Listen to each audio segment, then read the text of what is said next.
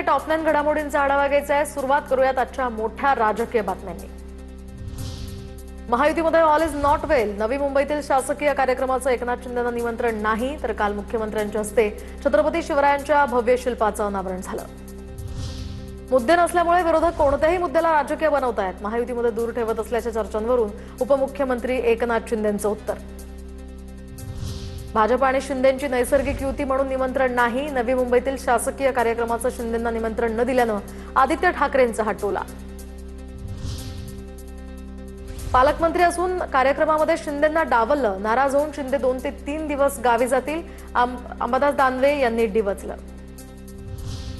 Cabinet बैठकीमध्ये यावर आवाज उठवणार, संजय शिरसाट आक्रमक, तर एकनाथ शिंदे मुख्यमंत्री राहिलेले आहेत, ते महायुतीचे शिल्पकार असताना अशा प्रकारे तर उद्घाटनाला त्यांना बोलवलं नसेल तर त्याचा मी निषेध करतो। परिवहन मंत्री सरनाईकांकडून सुद्धा निषेध।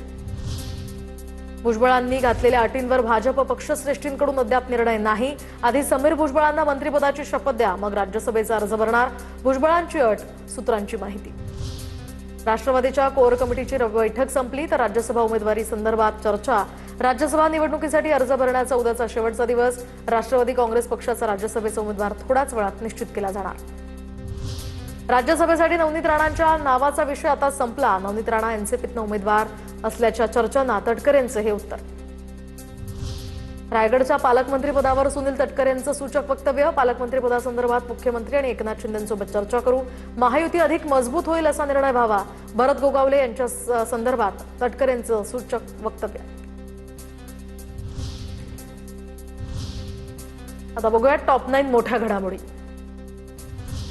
इंडिया आघाडीची उद्या दिल्लीत बैठक, 23 पक्षांचे नेते उपस्थित राहणार असल्याची माहिती। तर या बैठकीला उद्धव ठाकरे व्हिडिओ कॉन्फरन्सिंगद्वारे उपस्थित राहणार, तर सुप्रिया सुळे दिल्लीमध्ये बैठकीला हजेरी लावणार। 5 राज्यांच्या विधानसभा निवडणुकीनंतरच्या बैठकीला अधिक महत्त्व। मुंबईच्या NSCI Worli डोममध्ये live music concert दरम्यान मद्यप्राशन केलेल्या तरुणाचा मृत्यू। ड्रग्जचं सेवन न केल्याचा प्राथमिक अंदाज, शवविच्छेदन अहवालानंतर मृत्यूचं कारण समोर येईल, पोलिसांची माहिती। पुणे पोलिसांचा रेव पार्टीवर छापा, आळंदी मरकळे रस्त्यावरील एका बंगल्यात ही कारवाई, तर अंमली पदार्थ जप्त, नशा केलेले अनेक तरुण तरुणी ताब्यात। दरम्यान ससून रुग्णालयामध्ये चाचणी, पार्टी आयोजकाला सुद्धा अटक।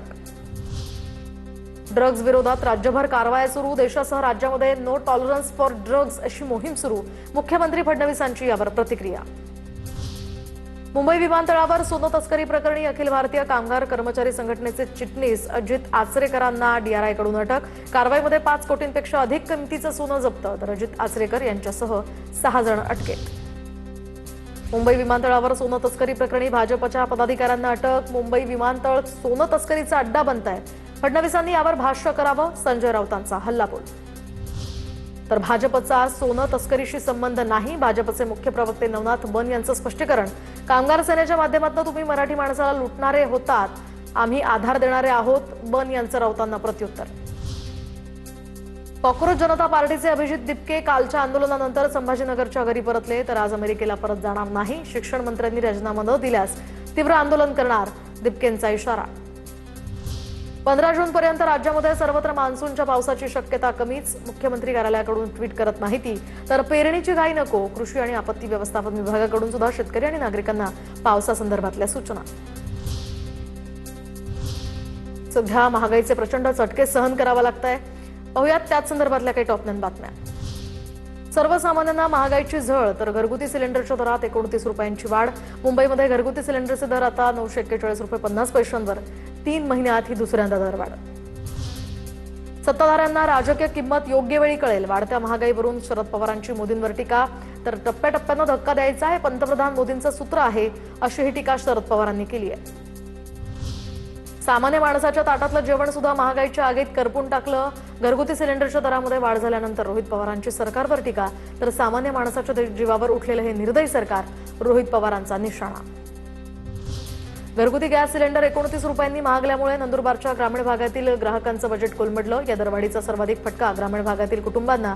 केंद्र सरकारनं गॅस सिलेंडरच्या किमती कमी करून सर्वसामान्यांना दिलासा द्यावा, ग्राहकांकडून आणि एकूणच गृहिणींकडून ही मागणी। वाढत्या महागाई विरोधात छत्रपती संभाजीनगरमध्ये ठाकरेंच्या शिवसेनेचा जनाक्रोश, अंबादास दानवेंच्या नेतृत्वात हे आंदोलन। सरकार विरोधात यावेळी जोरदार घोषणाबाजी। घरगुती गॅस सिलेंडरच्या दरामध्ये 29 रुपयांची वाढ करून केंद्र सरकारचा सर्वसामान्य नागरिकांवर अन्याय. काँग्रेसचे माजी मंत्री पद्माकर वळवी यांचा हा आरोप. तर दरवाढ झाल्यामुळे सर्वसामान्य आणि मध्यमवर्गीय कुटुंबांचं आर्थिक गणित बिघडल्याचाही आरोप. नाशिक शहरात अनेक पंपांवर सीएनजी उपलब्ध नसल्याचं समोर. मुंबई आग्रा महामार्गावरील पंपावर सीएनजी असल्यामुळे मोठी रांग. 1.5 ते 2 किलोमीटरपर्यंत वाहनांचं या ठिकाणी वेटिंग.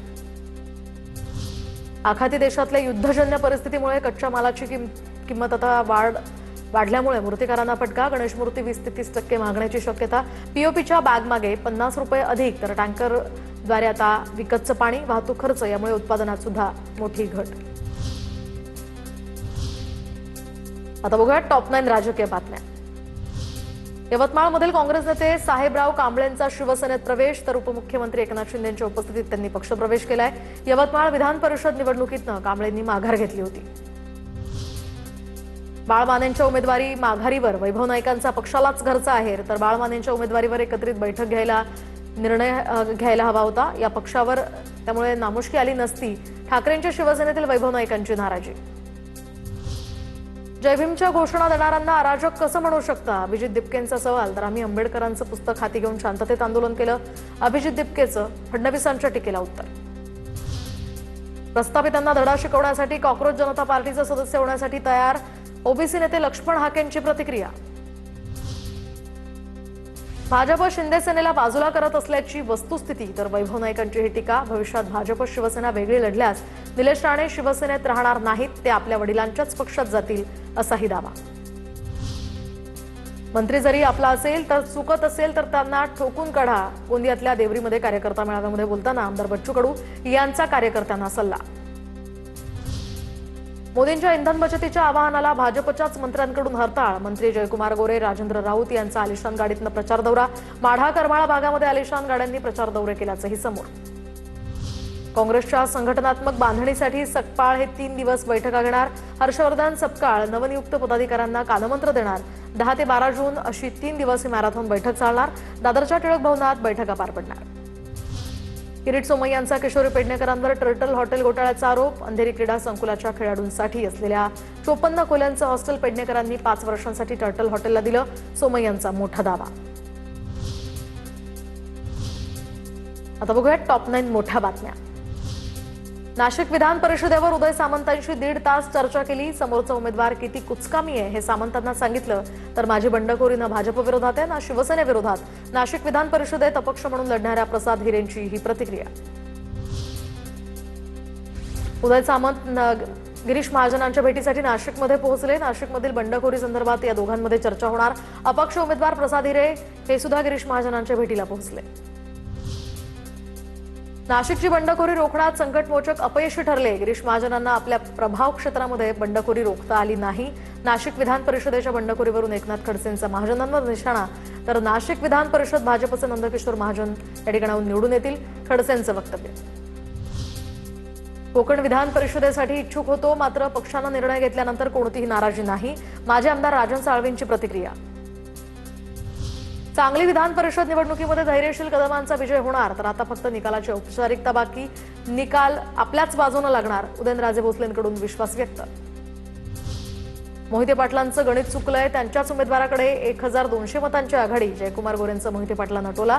खासदार धैर्यशील मोहिते पाटलांनी महाविकास आघाडीच्या उमेदवाराकडे 600 मतांची आघाडी असल्याचा केला होता दावा. सांगली सातारा विधान परिषद निवडणुकीत भाजपचे धैर्यशील कदम विरोधात पवारांच्या राष्ट्रवादीचे अभयसिंग जगताप यांच्यामध्ये लढत. धुळे महानगरपालिका निवडणुकीच्या रिंगणात उतरलेल्या 11 पराभूत उमेदवारांना खर्चाचा अधिकृत हिशोब न देणं महागात पडण्याची शक्यता. वारंवार नोटिसा देऊन सुद्धा हिशोब न दिल्यामुळे कारवाईची शक्यता. अकोला जिल्हा सर्वोपचार रुग्णालयामध्ये रुग्णांची हेळसांड. स्ट्रेचर नसल्यामुळे आजारी पतीला पाठीवर घेऊन महिलेची धावपळ. व्हिडिओ व्हायरल झाल्यानंतर अकोल्यातील आरोग्य यंत्रणेमध्ये प्रचंड खळबळ. नाशिकच्या मालेगावात अल्पवयीन मुलीची प्रसूती करत नवजात बालकाची परस्पर विल्हेवाट लावल्याचा हा प्रकार समोर. आतापर्यंत 8 जण ताब्यात. तर 8ही आरोपींना 5 दिवसांची पोलीस कोठडी. तत्कालीन वैद्यकीय अधिकारी डॉक्टर डांगे यांनाही अटक.